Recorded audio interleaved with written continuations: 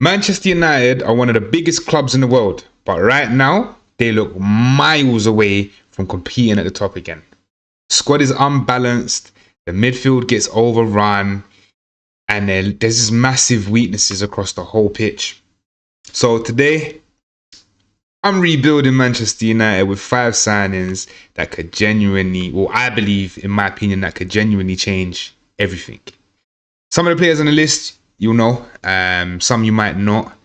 But if United got these deals done, this team would look a lot more serious than what it currently is.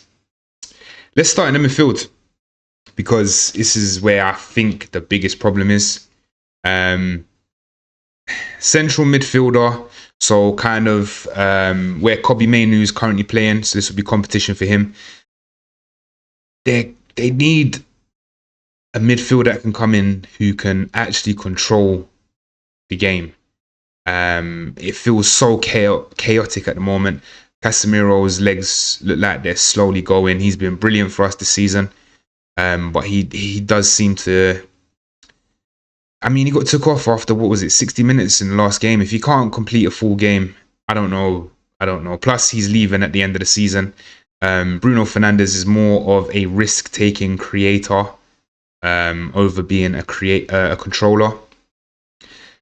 And it's too often that Manchester United they lose the midfield battle. So my number one target has to be Angelo Stiller from Stuttgart. I think he probably ranges in the region cost-wise of 45 to 50 million euros. Now, if you do watch Stuttgart play, Stiller is the player that everything goes through.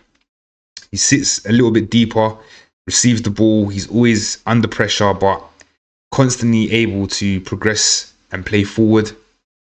He's calm, composed, and seems to just always make the right decisions. And that's exactly what I think Manchester United are missing right now. Instead of the panic type of football that we're playing, Stiller will give you that control.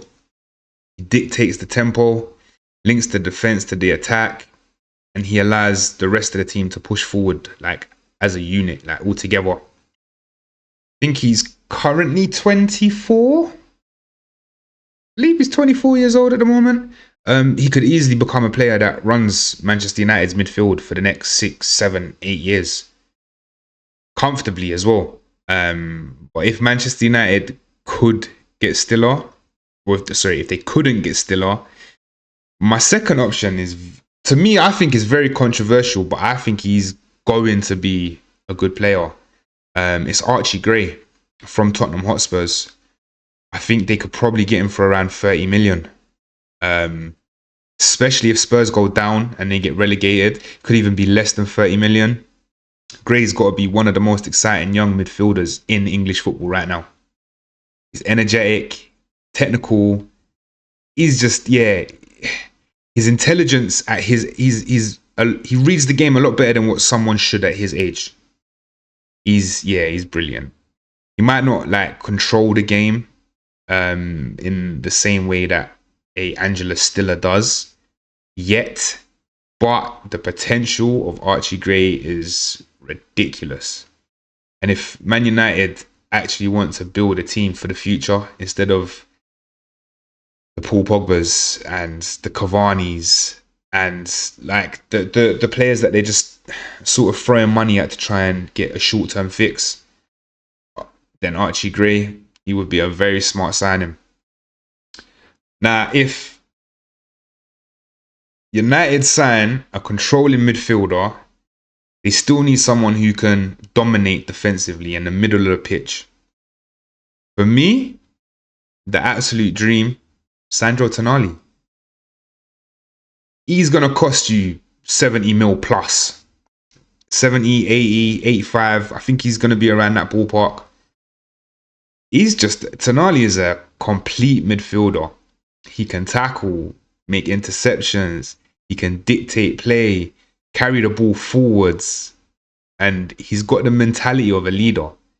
When he was at AC Milan, he was literally the heartbeat of that team. Covered ground everywhere. He broke up the attacks, and he constantly drove AC Milan team forward. Could you imagine Tonali sitting behind a Bruno and a Stiller in midfield? Oh my God. Suddenly United have energy, aggression and control. That midfield would look completely different. But look, if Tonali does want to go back to Italy, which apparently he does, which I don't personally get it, but if he does want to go back to Italy and he doesn't want to stay in the Premier League, I think the alternative I would personally go for, a lot of people say it won't happen, but Eduardo Camavinga from Real Madrid, he's going to cost you 70 mil plus. But Camavinga is one of the most versatile midfielders in the world. He can play defensive midfield, centre midfield. He can even play left back if it's absolutely needed. But his biggest strength is his ball carrying and his defensive intensity. He wins the ball back and he drives forward with it. And instantly turns a defensive situation into an attacking situation. And honestly, if Manchester United somehow managed to pull off Camavinga, that would be a massive statement signing. I would take Camavinga all day long. All day long. Another position that Manchester United really, really need to fix is left back. Look, Luke Shaw's had, I can't say he's had a good season, but he's not been injured this season. He's just picked one up. But injuries have been the absolute bane of the left back position over the last couple of seasons. And it's been a constant problem. We've been playing Diego Dalot there. So he's rubbish as well. But for me, the number one target as left back, it would be Lewis Hall. Yeah. But I know he'd cost 45 million pounds, roughly around that mark. Hall has to be one of the most exciting young fullbacks in the Premier League. He's incredibly comfortable on the ball. He can drift into midfield and offers real attacking quality going forward. He's just a proper modern fullback. Like, a modern fullback doesn't just defend anymore. They're basically like an extra midfielder, an extra wide player. And Lewis Hall fits that profile perfectly. He's energetic, technically brilliant, and still he's young. So he's got so much room to improve as well. But if Manchester United, knowing Manchester United wanted a cheaper option, then my second choice, I can't pronounce his first name. Is it Jed Spence from Tottenham again? He could only cost around 20 to 30 million pound. Look, if Tottenham go down as well, then I feel there's going to be a massive fire sale because they can't keep these players and go to the Championship. It's just not going to work. But look, Spence is, I think he's more direct than what a Lewis Hall is, but he's a powerful fullback. He's quick, aggressive, and he loves getting forward. Sometimes that raw athleticism is exactly what you need in the Premier League. On the other side of the fence, I think as a United fan, I speak for a lot of United fans. Diego Dalot, thank you for your service. It's time for you to leave. Mazraoui, I don't get why Mazraoui's not getting played, but that's neither here nor there in this video. So yeah, they also need quality at right back. So the first choice, Pedro Porro. He'd cost around 35 million. Again, if Tottenham go down, it could be less. But Porro is one of the most attacking fullbacks in the league. He creates chances. He delivers dangerous crosses that we now have Sesko, who would feed Sesko. And Pedro Porro is constantly pushing the team forward. United have been lacking that attacking threat from fullback positions for years. Absolutely years. And Porro would instantly add creativity and energy on the right side.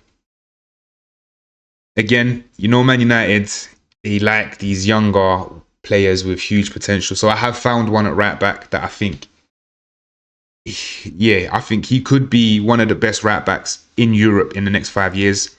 Michael Coyote, I think he's brilliant, to be honest. I think he would cost around 35 to 40 million. Cody's powerful, he's quick, he's very, very aggressive going forward as well, which is what I think Man United need. He is still developing though, but that's an upside. It is a positive because his potential is ridiculous. And with the right coaching, right people around him, definitely could be one of the best right backs in Europe. Hands down. I don't care what anyone says. But finally, we do need to talk about it. The left wing position. Matheus Cunha is not a left winger. He's more of a number 10 as a shadow striker, creative type of player, which is what he done at Wolves, which is why we went and signed him. I don't get why we put him on. Well, I understand why we put him on the wing because Amarin sold all the wingers. Anyway, even though United have good attacking players, but on the left side, we're still lacking a truly explosive winger who can consistently, keyword is consistently, create danger. So the main target for me here, it has to be Yan Diamonde from the RB group. I think he's going to cost 60 million plus pounds, not euros, pounds. So probably about 80 million euros, there or thereabouts. But I feel like Diamonde is exactly the type of winger that defenders hate playing against. He's quick, he's direct, and he's fearless. Constantly running at defenders. He stretches the pitch, creates space, and forces teams onto the back foot. And that kind of attacking threat is something Manchester United are desperate need of. Yes, we have Mbeumo, he's doing good, but that's just on the right side. If we had someone doing the same on the left side, which I feel like Diamonde could do, yeah, I feel like it could work. But look, if that deal doesn't happen, I do have a second option. This might be the most controversial option of the video, but I really like this player. Can't really pronounce his first name. Crescencio Somerville from West Ham. I think he will cost you about 35-40 million pounds. He's already shown in the English Premier League that he can be absolutely devastating. He's unpredictable, incredibly, stupidly quick. He's actually rapid, and he's capable of producing moments of magic. And sometimes that's what it takes to win a football match. Sometimes when it's not going your way, it can just take a moment of magic where someone pulls something out the bag. So those are the 5 signings that I think personally would change Manchester United's team for the better. But the question is, who out of these signings would you actually sign? Would any of the signings actually take United back to the top? Or are these just too many problems at the club that it's just beyond buying new players? Let me know in the comments, which player do Manchester United need the most? And if you enjoyed the video, make sure you like, make sure you subscribe to Football Rap Show, because we've got lots more videos coming up. Peace.